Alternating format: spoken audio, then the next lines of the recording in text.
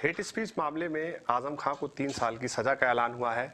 आजम खां को लेकर काफी चर्चा में रहे आईएएस अधिकारी अनन्य कुमार जी मेरे साथ हैं। बात करेंगे। सर, आजम खां को जो 3 साल की सजा का ऐलान हुआ है, क्या पूरा प्रोसेस रहा है इसमें? ये देखिए, वो तो सबके सामने है। कोर्ट ने जो सज़ा सुनाई है और जो आदेश है कोर्ट का, वो आपने देखा होगा। एक उसमें पूरा डिटेल है कि हमने क्या क्या किया। 2019 में आचार संहिता का उल्लंघन हुआ था। सिर्फ इस एक मामले में नहीं, जितने भी आचार संहिता के उल्लंघन के मामले थे वो कोर्ट में चल रहे हैं, और हम हर एक मामले को, जो हमारी प्रोसिक्यूशन की टीम है, वो हर एक मामले को उसी एक ही तरीके से परस्यू कर रही है, क्योंकि माननीय चुनाव आयोग का निर्देश भी था कि अगला इलेक्शन आने से पहले आप पिछले इलेक्शन के चुनाव आचार संहिता के उल्लंघन के मामलों में प्रयास करके आप उनका निस्तारण करवाएं। और इसी नज़रिए के साथ हमने काम किया है इसमें। तो ये भी एक उन्हीं दृष्टांतों में से एक है। और ये अलग बात है कि इसमें 3 साल की सज़ा हुई है और इसकी वजह से जो एमएलएशिप छीनी है, तो ये चर्चा में ज़्यादा आ गया। पर ये कोर्ट का आदेश है, सक्षम अदालत का आदेश है, और उसमें मैंने कुछ नहीं किया। मैं जब डीएम था तो यह मामला दर्ज हुआ। जिला निर्वाचन अधिकारी के तौर पे मेरी ड्यूटी थी उसको दर्ज कराना। और आज मैं कमिश्नर हूँ। जो रामपुर की टीम है उसने उसके निस्तारण के सिलसिले में कोर्ट में सही ढंग से मामलों को प्रस्तुत किया और उसमें सजा हुई है। आजम खां अपनी स्पीचों में कहीं ना कहीं कहते हुए नजर आते हैं कि एक अधिकारी है उत्तर प्रदेश का जो मेरे पीछे पड़ा हुआ है, मेरी सियासत खत्म करना चाहता है। देखिए, मैं बताऊं, 17 साल की मेरी सर्विस हो गई। मैं 17 साल से एक ही तरीके से काम कर रहा हूं। तो किसी के व्यक्तिगत रूप से किसी के पीछे पड़ने का सवाल ही नहीं उठता। आप किसी के, मतलब एक राजनीतिक व्यक्ति क्या कहते हैं उससे मेरा लेना देना नहीं है। हम तो एक व्यवस्था में काम करते हैं, बहुत निचले स्तर पर, व्यवस्था के निचले स्तर पर हम आते हैं। हम सिविल सर्वेंट्स हैं। हमारा जो लोक सेवा हमारा कर्तव्य है, हमारा दायित्व है, और उस दायित्व की पूर्ति के लिए जो अधिकार दिए गए हैं उनका सही ढंग से प्रयोग करके पब्लिक की समस्याओं का समाधान करना ही हमारा उद्देश्य है। अब उसी उद्देश्य की पूर्ति में ये भी आता है कि जो गलत होता है उस गलत को हम रोकें। जिस समय ये घटना हुई, हम लोग चुनाव आयोग के निवर्तन पे थे, यानी मैं जिला निर्वाचन अधिकारी के तौर पे काम कर रहा था, संवैधानिक संस्था का उत्तरदायित्व संभाल रहा था। तो किसी के पीछे पड़ने की बात नहीं है। अगर आप देखेंगे तो केवल मुकदमों की संख्या के आधार पर देखें, क्योंकि मेरे से पहले भी मुकदमे रहे हैं।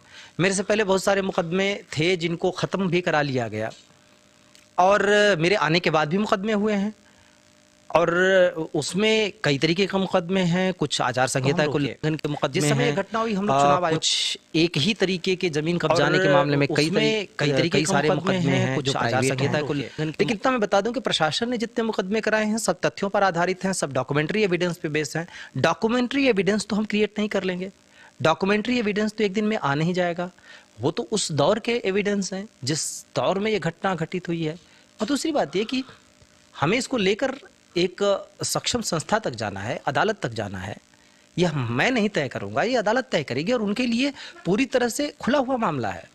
अगर कहीं कुछ गलत है तो अदालत में वो जाएंगे, अदालत में उसका फैसला होगा। अगर हमारे पास एविडेंस नहीं होंगे, तथ्य नहीं होंगे, तो निश्चित रूप से इस बारे में अदालत में वो अपनी बात कह सकते हैं, अदालत से रिलीफ पा सकते हैं। जहाँ तक प्राइवेट जो मुकदमे हैं, जिनके वो भी उस नंबर में काउंटेड हैं, प्राइवेट मुकदमों की बात है, उसमें पुलिस ने विवेचना की। विवेचना के पश्चात कुछ में चार्जशीट लगाई है, कुछ में अभी प्रोसेस में है। जिसमें तथ्य पाए हैं उसमें चार्जशीट लगाई है, जिसमें तथ्य नहीं पाएंगे नहीं लगाएंगे। सर, वो कहते हैं कि मुर्गी चोरी, बकरी चोरी, किताब चोरी, ये तमाम मुकदमे मेरे खिलाफ लिखे गए। क्या इतना बड़ा सियासतदान इस तरह के कारनामों को अंजाम दे? देखिए, मुर्गी तो जोड़ दिया गया। जो बेसिक मामला है वो प्राइवेट केस का है, प्राइवेट व्यक्तियों के द्वारा केस कराया गया, और ये मामला यतीम खाने से जुड़ा हुआ है, जिसमें भैंस और बकरी 2 साधन थे उनकी आजीविका के।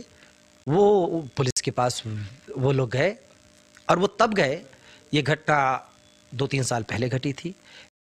पता है कि रामपुर में किस तरीके के पहले हालात थे, लोग कितने स्वतंत्र थे अपनी बात कहने के लिए, और चूंकि स्वतंत्र नहीं थे तो अपनी बात नहीं कह पाते थे। जब उनको इस बात का विश्वास हुआ कि प्रशासन के द्वारा, सरकार के द्वारा गंभीरता से मामले को लिया जाएगा, उसकी सही पड़ताल की जाएगी, तथ्यों को निकाला जाएगा, तो उन्होंने मुकदमों को दर्ज किया।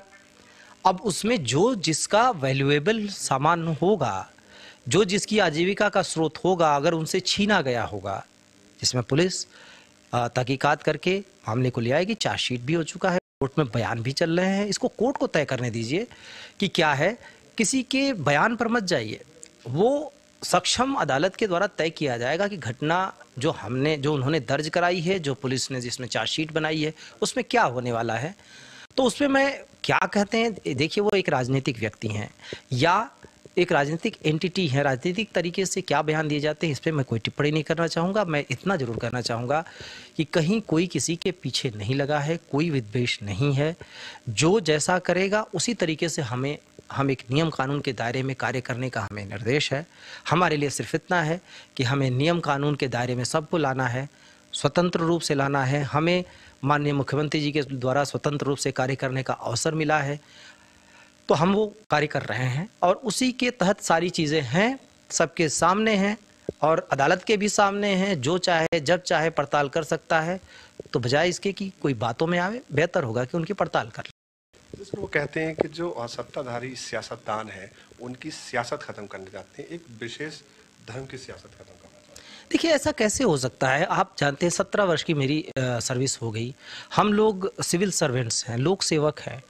हम बहुत निचले पायदान पर आते हैं। पब्लिक जिनको संवैधानिक व्यवस्था के अनुसार जो जनप्रतिनिधियों को चुनती है, उन जनप्रतिनिधियों के द्वारा जो सरकार बनाई जाती है उस सरकार के अंदर हम काम करते हैं।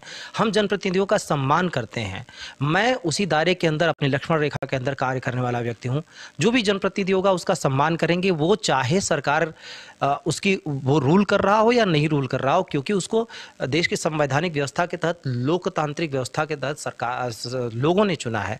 तो कहीं से विरोध होने का प्रश्न ही नहीं उठता कि हम किसी व्यक्ति की पॉलिटिकल अलाइनमेंट के आधार पर किसी भी व्यक्ति को टारगेट करें। न कभी निर्देश कभी ऐसा होता है, न वो हमारे दायित्वों के अंतर्गत आता है। लेकिन राजनीतिक जो एंटिटी है वो राजनीतिक तरीके से टिप्पणी करने को स्वतंत्र है। हम उतने स्वतंत्र नहीं हैं। हम हर एक चीज़ को, हर एक बात को नहीं कह सकते। हमें सक्षम स्तर पर कहना होता है, हम सक्षम स्तर पर ही कहेंगे।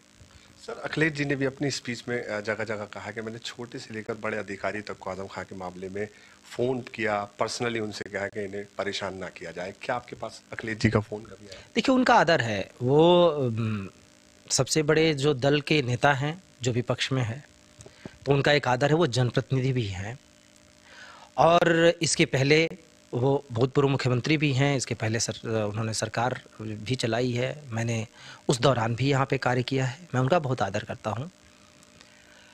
वो क्या कहते हैं राजनीतिक तौर पर, क्या कहते हैं, मैं उस पर कुछ भी नहीं कह सकता। और उन्होंने क्या किया क्या नहीं किया, कोई फ़ोन करे भी तो क्या फ़र्क पड़ सकता है। आप बताइए कि क्या इसका फ़र्क पड़ेगा कि किसी ने किसी को फ़ोन किया।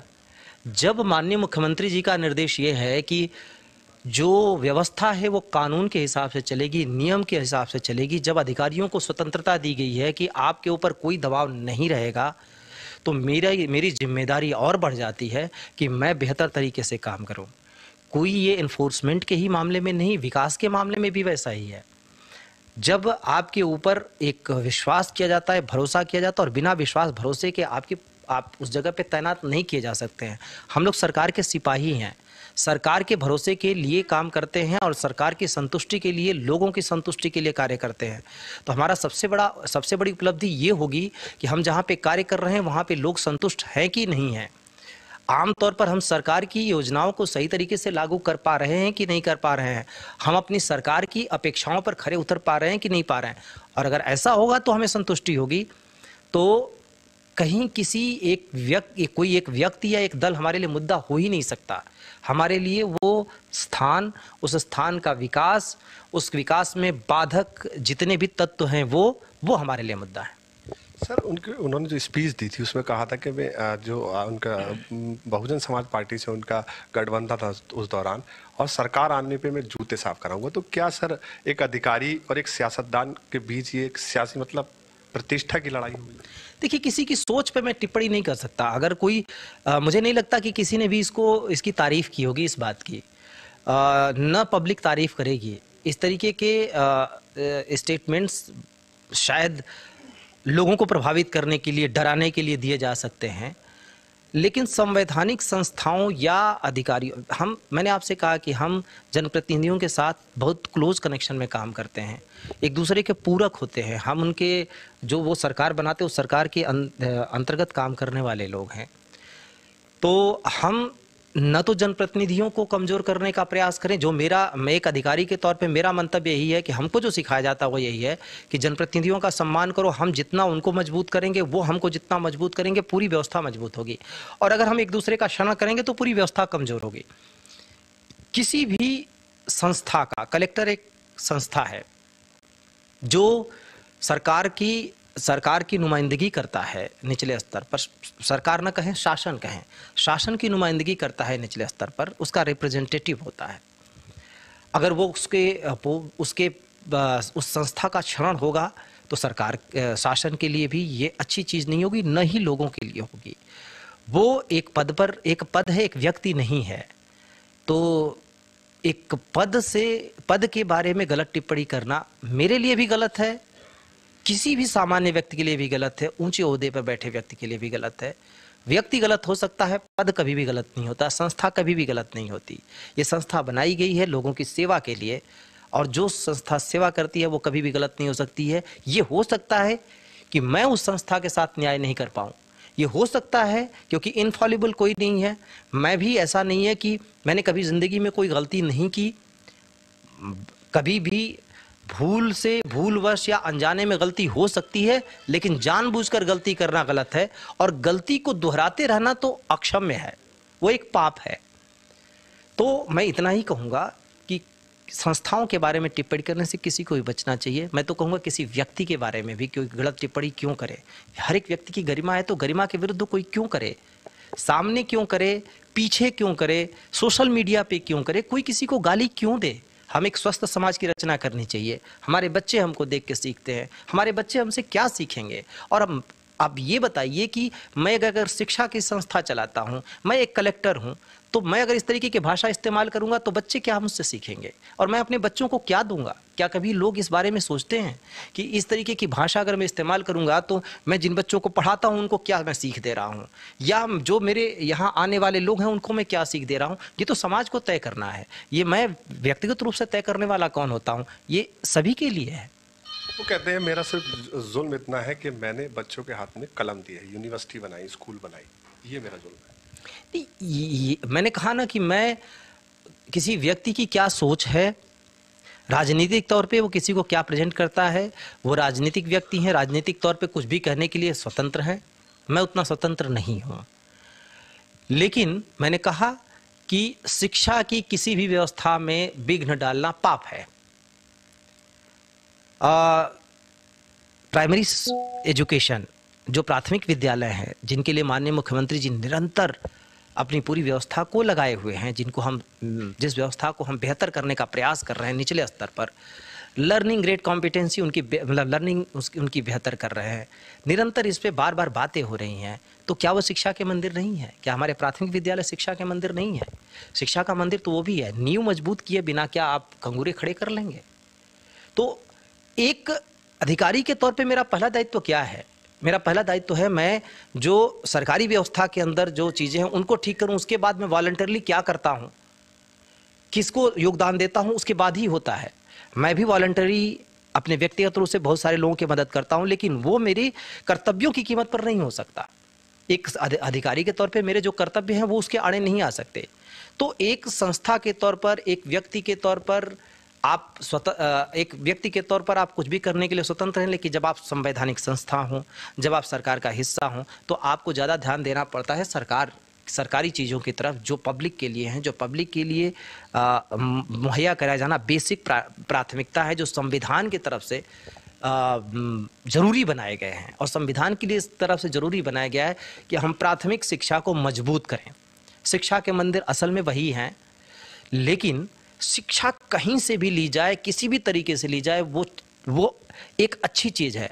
कोई व्यक्ति जो शिक्षा में विघ्न डालने की सोचे भी, वो पाप करेगा। और मैं इतना इससे ज़्यादा बड़ी बात नहीं कह सकता कि हम उन संस्कारों के हैं और हमें निर्देश भी उसी तरीके से सरकार से मिलते हैं कि हम शिक्षा व्यवस्था को बेहतर करने का प्रयास करें, न कि शिक्षा व्यवस्था को किसी भी तरीके से व्यवधानित करने का प्रयास करें। सर, आपको लेकर तमाम तरह की तल्ख टिप्पणियां करते हैं वो, ऐसा लगता है उनकी जो टिप्पणियां हैं कि जैसे आपसे पर्सनल कोई उनकी लड़ाई?